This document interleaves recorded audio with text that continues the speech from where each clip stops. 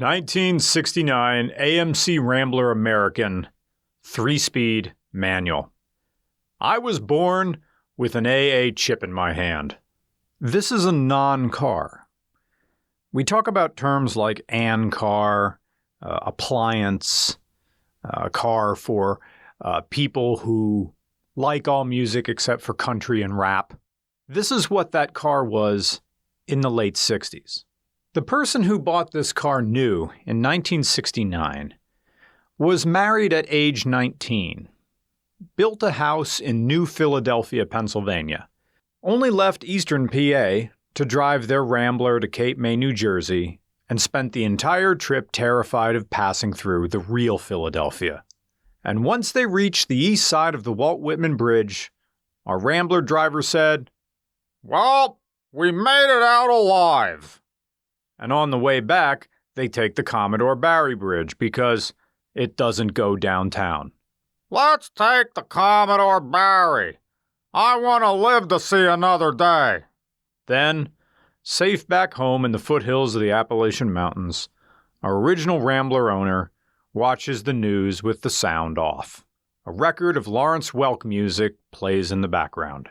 Yes, I know that Lawrence Welk occasionally played country music. Eventually, the needle scratches around in the runout track, and our Rambler owner falls asleep. Today's episode of Regular Car Reviews is sponsored by Factor. The greatest thing about doing these ad reads for Factor is I get to eat the product. Factor are fresh, never frozen meals, and now they have these new... First of all, like all I see is ginger. They're wellness shots. Before I told you not to do this, now I'm telling you to do this. Seriously, get yourself some seltzer water, pour like half of it in, save the next one for when you top it off. The ginger combined with the seltzer, I mean, oh God, like if you're trying to kick soda, like if you're seriously trying to kick soda, I tell people start drinking seltzer water. And if you want to have a taste, get the Factor flavor shots, what am I talking about? Wellness shots, put them in. Now you have something that's way better to drink than soda. And you're getting the taste, and you're getting the bubbles. And by the way, this is mushroom chicken thighs with fresh green beans. So, past Brian, let him know how to get Factor. Factor makes meeting your nutrition goals easier than ever by delivering fresh, never frozen, dietitian-approved meals right to your doorstep. Head to factor75.com or click the link below and use code REGULAR50 to get 50% off your first Factor box. Yeah, it's like 4 in the afternoon, haven't eaten anything all day. So this is hitting extra good right now. Once again, head to factor75.com or click the link below and use code REGULAR50 to get 50% off your first Factor box. With your subscription, you get free wellness shots for life with your subscription. So I threw out the box and I drank them all. I got one left. Free wellness shots for life. It's got lemon hunt. You get a variety pack. Whole bunch of different of these. Whole bunch of different wellness shots. They're amazing. They taste great. I've been making the drinks with them. No joke. Now back to the video. A Rambler in the late 60s is the equivalent of, in 2024, a Chevrolet Spark, maybe a Nissan Altima without the chaotic energy. It's pure basic transportation with no time spent on styling or prestige. It's a box on wheels for people who think Taco Bell is too spicy, and yes, that was around in 1969. Taco Bell debuted in 1962. American Motor Company sold a car for people who just wanted a car. Ever meet someone who has no opinions about anything? Ask them the state of the current overseas conflict and they say, it's a shame. Ever play an open world role-playing game where there are factions that you have to join? This car is for someone who doesn't. They just stop the game right there and then just wander around forever. Are you Imperial or Stormcloak? I don't know, don't bother me. I'm taking my Daedric armor and going to Solstheim. You can Daedric these nuts? Ever see Paul Giamatti and John Adams? And Tom Wilkinson's in there as Benjamin Franklin. And he said something to the effect of, "I'm an extreme moderate, Mr. Rutledge. I believe that anybody not in favor of moderation should be hung." That's the Rambler. Aggressively avoiding any views or stances. Driving a Rambler is like entering a state of non-being or non-thought, because there's no acceleration. This is a 199 cubic inch straight six, and it does one thing all the time, and that's I can do better. There we go. You shift into first gear and accelerate to maybe 8 miles an hour. Then you shift slowly. That's another thing. You have to shift this thing slowly. I was reminded by the owner that said, "You're shifting this like it's a stick shift, like it's on the floor. You don't do that." And you can. Yep, basically. Yep. One, two, three. Okay, and reverse is where you think first is. Okay. Give it a crack of gas as well when you do it. Okay. It's on. There we go. Cool. That's so quiet, like you said. Yeah. And just, yep. And that's it. That's it. Okay, reverse where first is.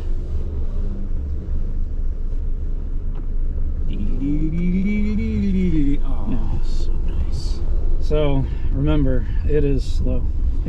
Well, we just got done with a Jeep CJ2A. Okay. That's a tractor. Oh, that is so nice. No feather in the clutch at all. It's probably already ready for second. Look at that. Interesting that they go 199 and just not try to call it a 200. Yeah, right. Yeah. All right, power up to 3 grand, second gear. This thing shifts so well. It's like a really good 3 on the tree is almost like a Ferrari gated shifter. It's just click, it's in. There's no guesswork. There's no am I in or not? Yeah. No, you're in. And that's full blast. That's full blast, We are yeah. 50, indicated 50 miles an hour, full throttle. I'm impressed that you were able to keep up with the 4Runner. Normally the 4Runner's a slow car.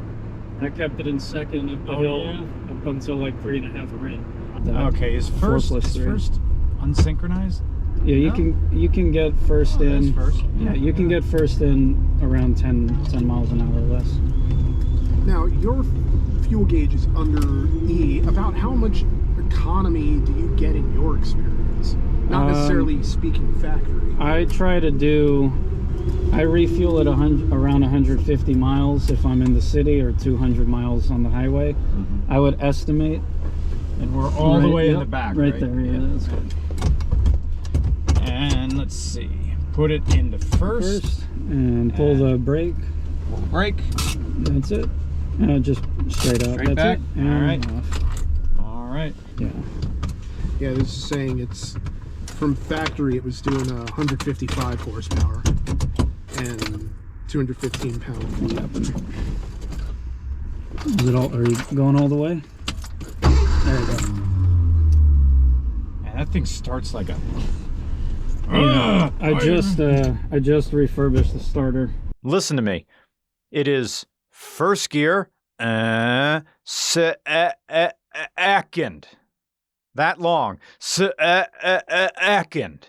You're taking that much time to go from one gear to another.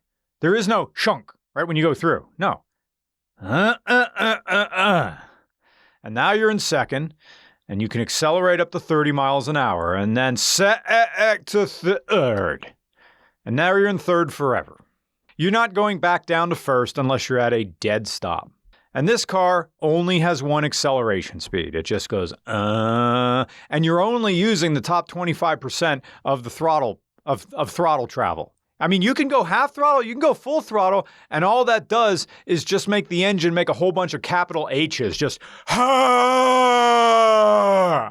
and you don't accelerate any faster. So you just grandma speed everywhere around. So in that way, honestly, it's a relaxing kind of drive. Because you try to shift at any other speeds aside from like 8 miles an hour and 30 miles an hour, the car doesn't like it. This is your transportation unit. It goes around. And for some people, this is all they needed in the 60s. Okay, so let's put this car in video game terms. The Rambler American is Sega. See, most car people know this, but if you're getting into car culture, you know that there are currently three domestic automotive manufacturers. Well, okay, there are four right now. Let's say four major ones, right? You got General Motors, you got Ford, you got Tesla, and you kind of have Dodge, even though Dodge is really Stellantis and that's owned by overseas people. But yes, there are four. We used to have five. The fifth one was American Motor Company. Of course, Tesla's a new company. So there were always the big three. There was General Motors, Ford, and Chrysler. But there used to be the fourth, which is American Motor Company, which is an amalgamation of all the sort of dying brands from the pre-war era. AMC was to North American automotive culture what Sega was to video game culture in the dying days. We're talking the Dreamcast days. If the Rambler was a video game console, it would have been the Dreamcast. No, wait, it's not the Dreamcast. I apologize. The Dreamcast would have been the Pacer. This is the Genesis. Because the Rambler was around for such a long time, and they just kept the Rambler going and going and going, just like they kept the Genesis going and going and going. You look at this car, and it looks like it's more from the early 60s than the late 60s. By the time you're in 1969, square headlights are starting, you're beginning of the malaise era, stuff's getting square, rounded edges are out, boxes and hard lines are in. But American Motor Company just kept this thing going in the same way that the Genesis kept on going with the Sega CD, the 32X, that other thing that went underneath. What was that? Sega Channel. I forgot about Sega Channel. But when you started adding things to the Genesis sort of became an in-between console. It's 32X, but kind of not really. The Rambler American, and by the way, when I call it the American in 1969 was a trim level, and just the Rambler American meant base. This is a base model, two-door, small engine. The 200 cubic inches or 199 is the simple engine. Although it's interesting that this car has air conditioning, right? Air conditioning was only standard for American Motors with the Ambassador, their top-of-the-line one. So the Rambler was either a big small car or a small midsize. It didn't really compete with anything. You could see it was probably competing with a Ford Fairlane, or it couldn't possibly compete with an Impala. That was too big. And it's small, but it's smaller than a Valiant. And in 1969, it's even smaller than the Falcon, although the Falcon was also in its final years and it got pretty large by that point. The Sega Genesis with all its peripherals were for early gamers, really Gen X gamers, who are hanging on to tradition and not buying newer consoles. The AMC Rambler American was for drivers who always bought Ramblers or maybe even grew up with Nash and just bought the new one whenever it came time to replace their old one. I mean, by 1969, they could have had a Beetle, but that's what hippies drive. I'm a school teacher. I'm a preacher. See, this is a modern thing. It's got 7 main bearings. See, Sega Genesis isn't dead. I can put this goiter on it and make it 32X. 32-bit. Check it out. I can put a CD in and listen to CNC Music Factor E. I got 7 main bearings. So I think it was 64, according to Joe Ligo, was the first year for 7 main bearings inside of their straight 6 engines. And this is the engine that people call the stuff of legend. As plain Jane as everything about the AMC is, this is the engine that people talk about. This is the daddy of the stuff that ends up in the Jeep Wranglers that people liked all the way into the 2000s. Here it is. How much horsepower? Not even 130. We'll get to that. It's strong but weak, like a small town varsity athlete. A legend for a very short period of time, revered forever after among the people who were there to witness it in action, to benefit from its glorious performance, and to be enjoyed in the present only by those with an unironic appreciation for what came before. But that student athlete, the second it went to any sort of college, got to see what real athleticism was. So maybe he'll come back and open a gym somewhere, or maybe just relive his old high school days like Bill Dauterive. In any sense, there isn't any other way to enjoy an AMC Rambler American than taking your brain out of 2024 and putting it into the late 1960s. If you're driving it before getting into the right mindset, it's too late. It's like putting on your seatbelt when the car is already airborne. With one single barrel carburetor, this 199 cubic inch straight six makes 128 horsepower and 182 pound-feet of torque. And you have a 3-speed manual. Robert's fuel economy is in the ballpark of my 2000 Toyota 4Runner, between 15 and 16 miles a gallon.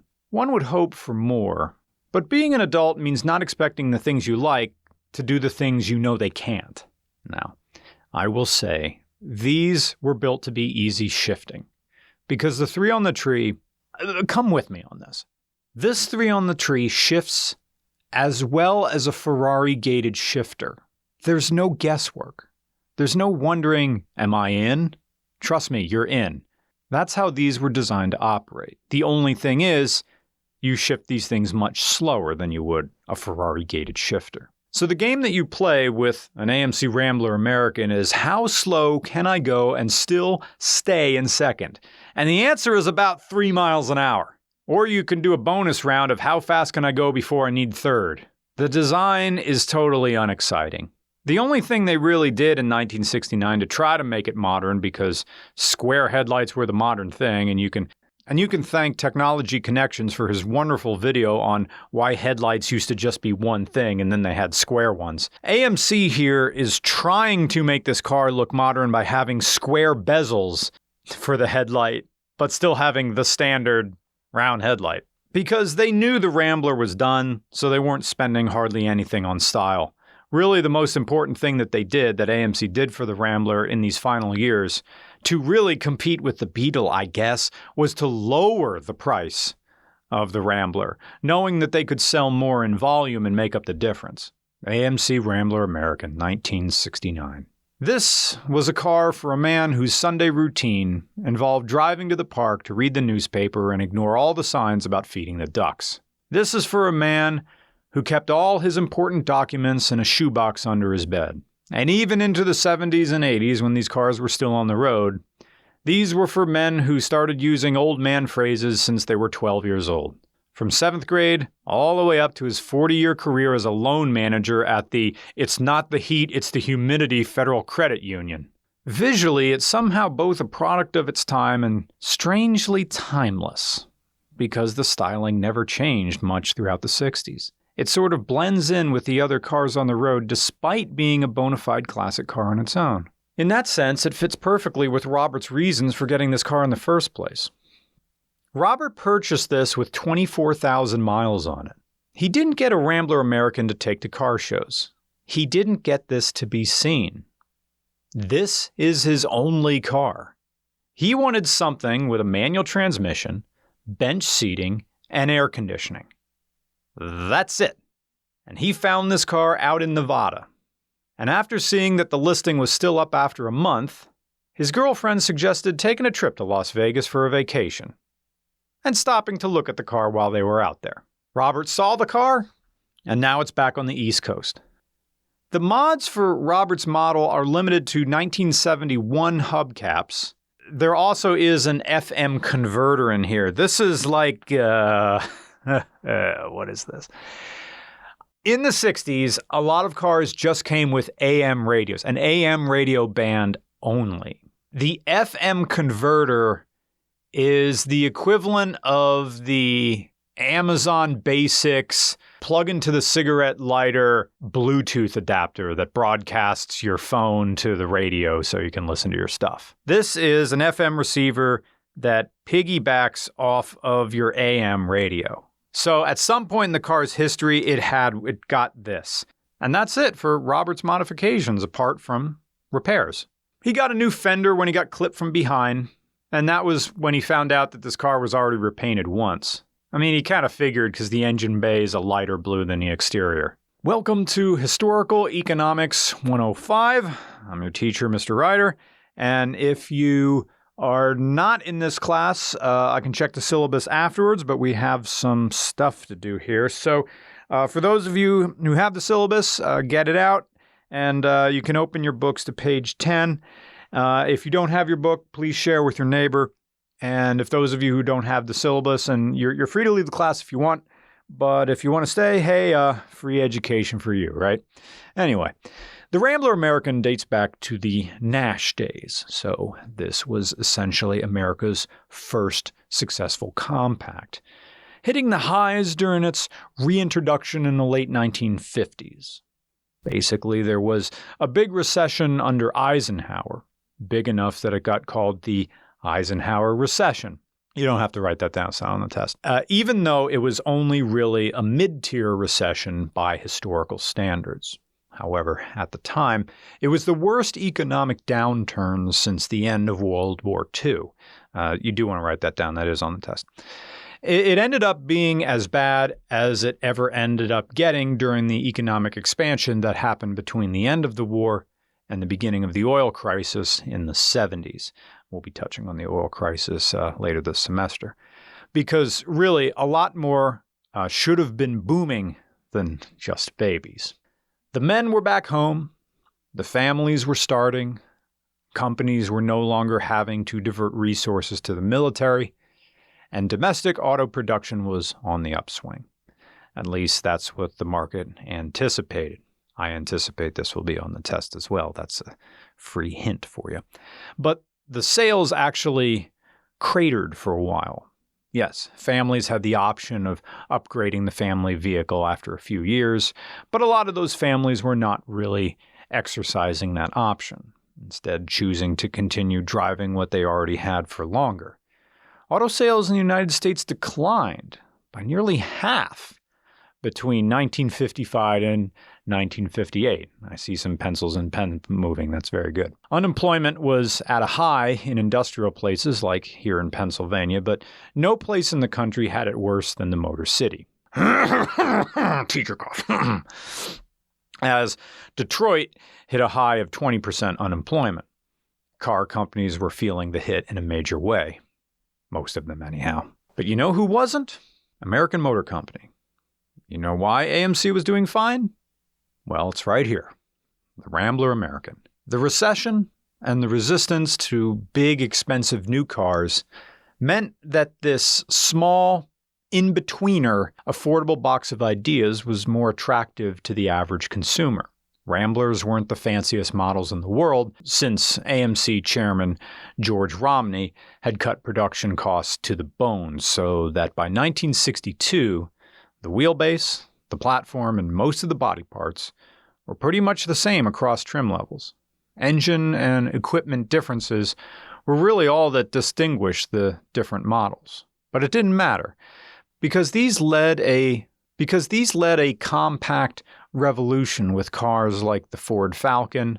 But it didn't matter because these joined a compact revolution with cars like the Ford Falcon, the Chevrolet Corvair, and the Plymouth Valiant. Its influence was recognized by Motor Trend, who declared the entire Rambler line as their car of the year for 1963. But when George Romney left to go be governor of Michigan, his successor Roy Abernathy basically steered the ship in a different direction. Supposedly, he wanted to directly compete with the big three, which is Ford, GM, and Chrysler. And he wanted to diversify the AMC lineup, and one of the first big changes was to begin phasing out the Rambler name. Because he allegedly felt it was too synonymous with compact cars, which weren't as popular in the late 60s. Yes, I see your hand and I know what you're going to say.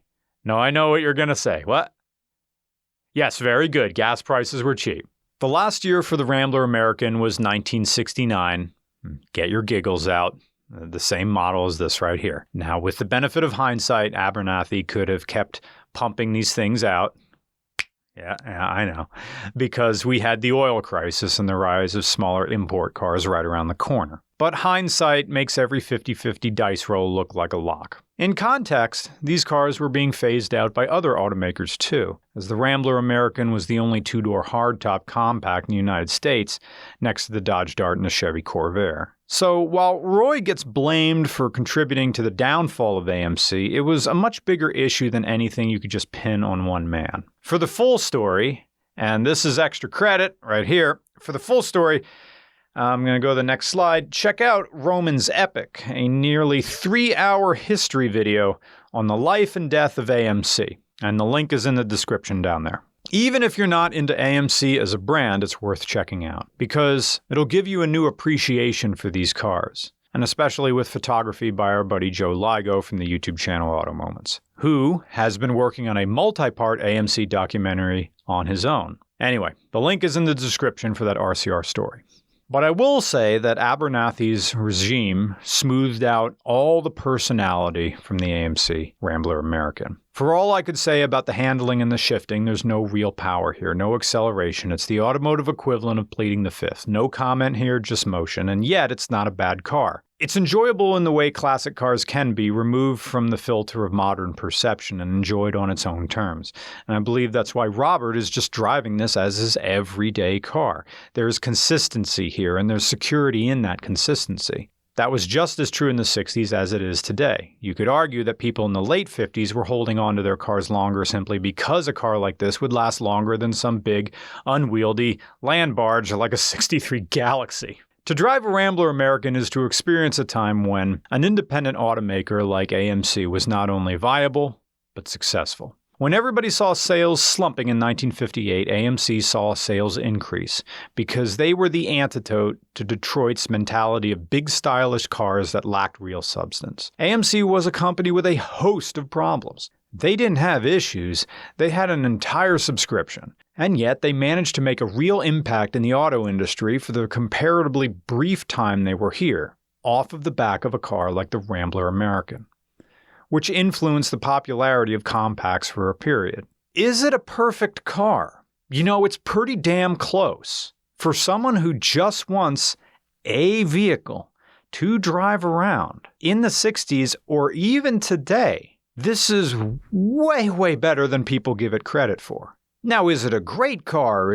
No, it's no Toyota Camry, come on, but historical value rarely has anything to do with quality.